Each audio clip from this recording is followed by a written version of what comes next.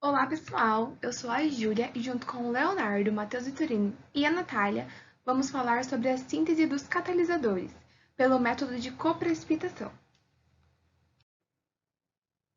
Bom, como objetivo, a gente vai reconhecer a rota de síntese da fita de cobalto pelo método de coprecipitação, de modo a entender os seus principais parâmetros de controle, seu método de síntese e outros tipos de catalisadores que se podem obter pelo método de coprecipitação. Bom, os conteúdos abordados em nosso trabalho vai ser os princípios básicos do método, parâmetros de controles mais importantes, exemplos de catalisadores sintetizados pelo método de coprecipitação e a síntese dos catalisadores finais, que vai ser a síntese que a gente utilizou. Bom, agora eu vou falar um pouquinho sobre os princípios básicos do método de coprecipitação, explicando um pouquinho do método e também as propriedades mais importantes. O método de coprecipitação ele é baseado em misturar cátions e ânions em proporções que excedem o produto de solubilidade, fazendo com que ocorra uma mudança de pH na solução, e assim ocorra a precipitação, e neste processo também ocorre a nucleação, que é a formação de um grande número de partículas pequenas. Assim, o método de coprecipitação ele é baseado em as substâncias solúveis se incorporarem aos precipitados durante a sua formação. Agora falando um pouco sobre a ferrita de cobalto, que é o catalisador que a gente sintetizou, em geral, as ferritas elas começaram as suas primeiras pesquisas nos anos 30 e foram até os anos 50, onde foram utilizadas em pesquisas. Assim, as ferritas elas são consideradas materiais ferrimagnéticos, onde 70% da sua composição é óxido de ferro. E também, as ferritas de cobalto elas apresentam uma estrutura cristalina do tipo espinélico. Falando um pouco sobre as propriedades importantes da síntese, a primeira delas é o tamanho médio das partículas, onde foi observado que houve uma tendência no aumento das partículas com a diminuição do fluxo de adição dos reagentes. Isso se deu porque as partículas menores elas se solubilizaram. A segunda propriedade importante é a energia livre de Gibbs, onde ela está diretamente ligada com o crescimento das partículas. Então, quando a gente diminui a energia livre de Gibbs no interior das partículas maiores, há uma decomposição das partículas menores e, consequentemente, um crescimento das partículas maiores. Assim, a gente consegue ver, né, que quase não há partículas menores na terceira imagem, porque as partículas menores ela realmente se decompõem. A terceira propriedade importante é a morfologia do material, onde foi confirmado através da microscopia eletrônica de transmissão que a estrutura do material, a ferrita de cobalto, ela tem uma esfericidade, né? Ela tem um material de estrutura esférica. Olá, pessoal. Hoje eu trago para vocês um breve resumo dos parâmetros do processo, que a Nath vai especificar melhor depois mais para vocês, porém aqui já estão alguns. Bom, o primeiro, tratando-se do meio que foi utilizado a solução, foi um meio alcalino em uma solução de hidróxido de sódio a 3 molar.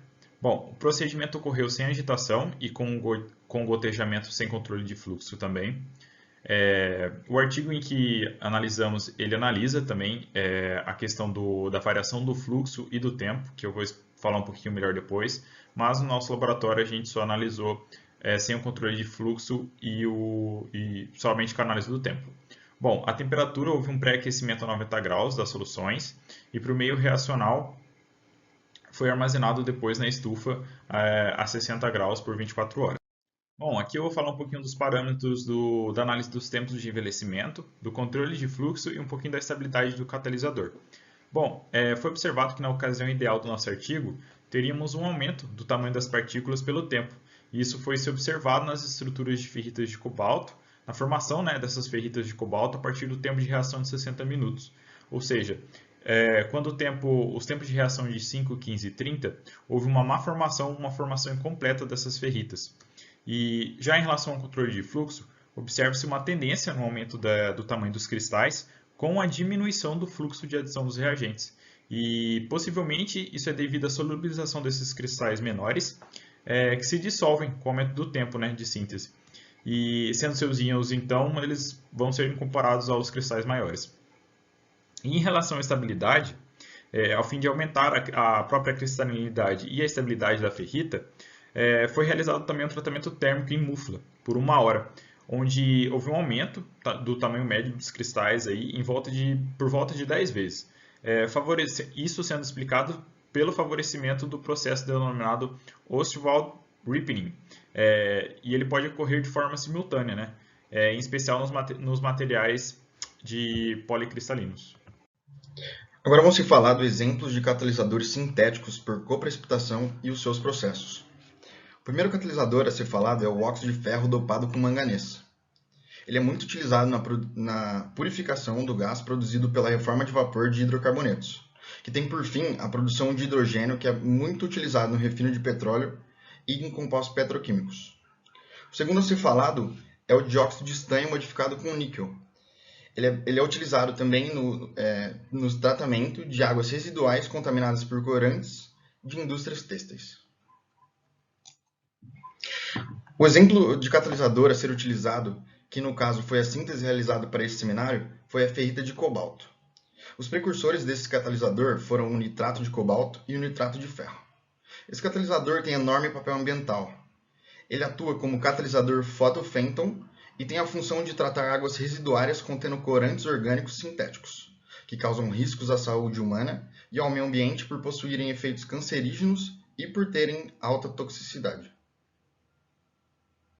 Bom, agora eu vou falar um pouquinho sobre a síntese dos catalisadores finais e explicar como foi a nossa síntese. Nós fizemos a síntese da ferrita de cobalto pelo método da coprecipitação. Para isso, a gente preparou soluções de ferro 3 e cobalto 2 a partir de nitrato de ferro e nitrato de cobalto. Misturamos essas soluções e aquecemos a 90 graus, porque a formação do catalisador era favorecida termicamente. Então, nós também pesamos os beckers que a gente ia usar para recolher as amostras, porque o nosso intuito era verificar o peso no final do processo do catalisador. A gente também teve que preparar uma solução de hidróxido de sódio a 3 mol, porque a que tinha no laboratório era só 7. E a solução de ferro e cobalto que a gente tinha preparado ia coprecipitar nessa solução de hidróxido de sódio por meio de uma bureta, sem um fluxo muito controlado. Aqui estão alguns vídeos que a gente gravou enquanto estava acontecendo o processo de coprecipitação. A gente pode ver na bureta a solução de ferro e cobalto, e o becker já tinha precipitado um pouco, por isso que ele está numa coloração mais escura, mas era o hidróxido de sódio. Então, a gente tinha o objetivo de verificar os tempos de envelhecimento. Então, nós retiramos amostras em 5, 15, 30, 60, 75, 90, 105 e 120 minutos, para monitorar a formação do catalisador. Aqui está um esqueminha de como foi a nossa síntese. E ao final do processo, a gente pegou nossas amostras e levou para uma estufa a 60 graus por cerca de 24 horas. Daí, no final do tempo, nós pesamos os beckers novamente para ter o peso do catalisador. Só que, infelizmente, a grande maioria das nossas amostras caiu dentro da estufa, então os nossos dados não são muito fidedignos ao processo e não dá para levar muito em consideração, mas a gente continua com a análise mesmo assim. Esses são os dados que a gente obteve. As duas últimas amostras, elas foram perdidas totalmente, então não teve nem como ter um dado. E a partir desses dados, a gente construiu um gráfico para tentar observar a formação do catalisador. Só que como os dados estavam muito depravados, eles não são fidedignos. Bom, então essas são as nossas referências. Muito obrigada pela atenção. Se algum de vocês tiver alguma dúvida, podem se sentir à vontade a mandar um e-mail para a gente. Obrigada!